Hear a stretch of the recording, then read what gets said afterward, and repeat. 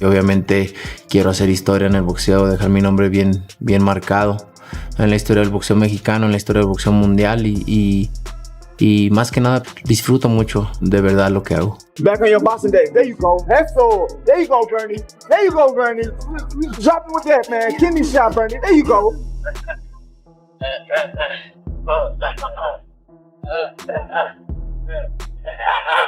This isn't just some regular fight. It feels more like two powerful superheroes colliding from different worlds. On one side, you got Bud Crawford stepping in with the confidence of a man who's already cracked every challenge placed in front of him, as if saying, I've handled it all, what's next? Hey, you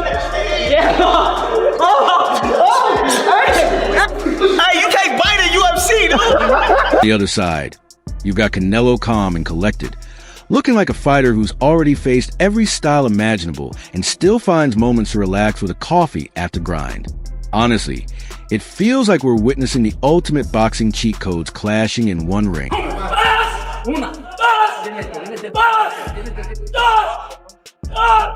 Canelo Alvarez will take any punch from Crawford, but I don't think Crawford will take any punches from Canelo. Crawford carries that calm but dangerous vibe, while Canelo comes across like the type who could treat refrigerators as if they were sparring partners. Honestly, if pure confidence through punches, this press event would have already gone 100 rounds. Let's be real. Crawford shows up with the attitude of that kid on the court who doesn't care who's next in line because he's running the game all day, and that's exactly the energy he's giving off, which I fully respect. I don't have to have enough power to hurt him. I just got to beat him. That's it. If he slip up, then, you know, he will get hurt. Then you glance at Canelo. Over 67 fights under his belt, having faced slick movers to powerhouse brawlers.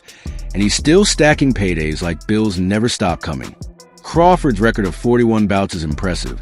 But when matched against Canelo's history, it feels like showing up with a brand new notebook while Canelo already filled shelves with binders, notes, and all the answers marked.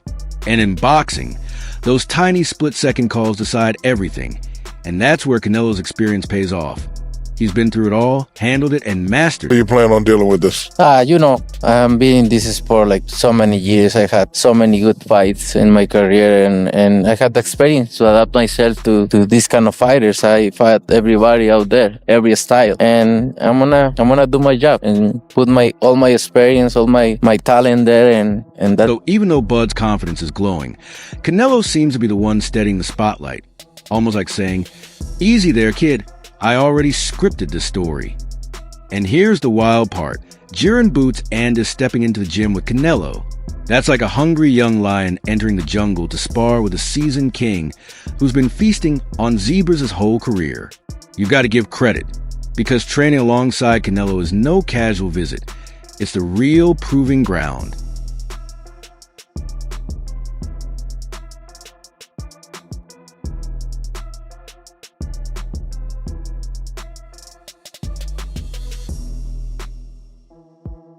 What you're really witnessing is a masterclass in fight IQ, footwork, feints, and those crushing body shots that land like slow-motion car wrecks.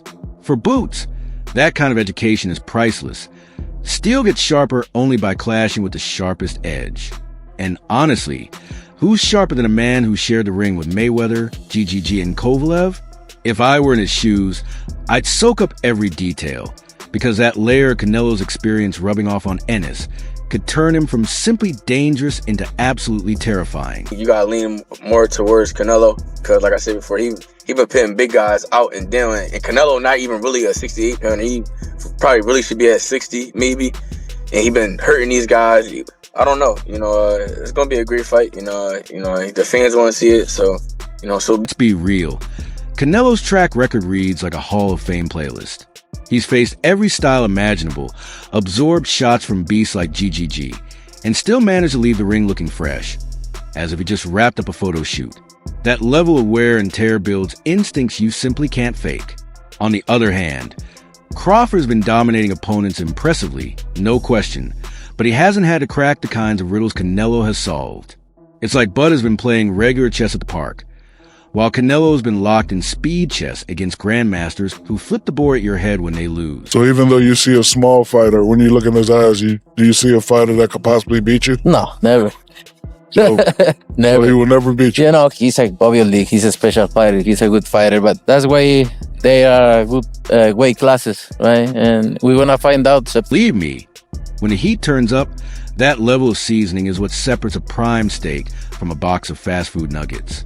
That's exactly where Andy Ruiz steps in, laying down the truth the way only someone who's lived it can, and I'm with him on that. Canelo at 168 pounds is like try to spar against a walking brick wall that also fires back with sniper-like accuracy. Pressure, slips, and counters all rolled into one. Crawford, on the flip side, is smooth, self-assured, and moves as if his feet are powered by Wi-Fi. But Andy summed it up perfectly. We don't know how he's going to move. I don't know if he's going to be that fast. I don't know if he's going to be able to handle his pressure, you know, because Canelo's really good at pressuring, coming forward, slipping. This is Crawford's first step up to 168. And no one knows if he's bringing that lightning fast speed or if he'll look slowed down like someone fresh off a buffet. And let's not forget, Ruiz reminded everyone that people doubted him too before he shocked Joshua. So we can't overlook Bud either. This matchup feels like a wager between Canelo's knockout power and Crawford's strategic chessboard style. Honestly, it's hard to tell if we're about to witness a highlight reel finish or a 12-round tactical puzzle. As Andy pointed out, Canelo's pressure and precision counters are the hidden weapon Crawford might not be fully prepared for. And he's probably right. Canelo, it's crazy because he could win by a knockout, and Crawford could probably win by moving around and making the fight a little difficult for Canelo. But like I said, anything. Because once Canelo starts pressing forward, slipping punches like he's rushing to make dinner, things can get rough in a hurry. Ruiz even dropped that classic Tyson line. Everyone has a plan until they get hit. But he also reminded us not to dismiss Bud just because it's his debut at 168. Remember, nobody gave Ruiz a chance before he shocked Joshua. And look how that story flipped. So the real question now is, does Canelo impose his will and score a knockout? Or does Crawford rewrite the narrative and footwork his way into a legendary chapter? I think the pressure and the countering that he does, you know, he's really slick inside that ring. You know, everybody has a plan until they get in there, until they get hit, like Mike Tyson would always say. But like I said, anything. And just when it seemed like Andy Ruiz had laid out the full blueprint, Lamont Roach Sr. jumped in like, wait, I've got the inside scoop. He basically painted Canelo's camp as part boot camp and part science lab, pressure, ring IQ, defense, all sharpened to the highest level. He kept it real, stressing that Canelo isn't just about strength and knockout power. His skill set is right there alongside Crawford's, which is exactly what makes this matchup so intriguing. Roach also pointed out that some folks may have started sliding Canelo down their pound-for-pound rankings. But don't get it twisted. The man still has every tool in the shed and can pull out whatever weapon the moment calls for. I'm saying, if anybody can upset somebody, it's Terence Crawford. You know, a lot of people won't line up with that on paper, but it's two great fighters, man. I'm just looking for a great fight. When his cousin's fighter sparred with Canelo, the takeaway was clear: he's a problem. In other words, you better bring more than a few tricks if you want to survive. What really stood out, though, was Roach Sr. pointing out that Crawford isn't just a mover. He enjoys fighting, too. He won't spend 12 rounds running. He'll stand his ground, exchange, and test the fire. And that's where the real risk lies. If Bud slows down even slightly at 168, those quick reactions could get exposed against a man who's been sharpening his craft ever since that Mayweather lesson. So now it isn't just size against skill. It's about who adapts faster when Plan A gets torn apart. Canelo does everything well, pretty much. He got great defense. He can catch punches. He can slip punches. He has ring IQ. You know, set up shots. He can damn sure take a punch. And honestly, after hearing all that inside camp insight, this doesn't feel like just another matchup. It feels like a head-on crash with history. Roach Sr. even mentioned that Canelo trains like a beast, locked in on every fine detail. Which means Crawford isn't just facing champion. He's stepping in against a machine designed to wear opponents down. And when sparring partners return saying, that guy is built different, you know Bud is walking straight into the lion's den armed only with his confidence and an undefeated record as a shield. I want to see how Crawford performs at that weight. Is it going to slow him down? His reflexes going to be as quick. You know what I'm saying? Crawford like to fight too. You know, that's the thing too. Crawford like to He ain't gonna do a whole lot. And that's exactly why this Canelo versus Crawford clash feels like more than just a fight. It's legacy on the line, pride at stake, and a clash of styles that could change the sport's narrative. So now the real question is, who are you rolling with?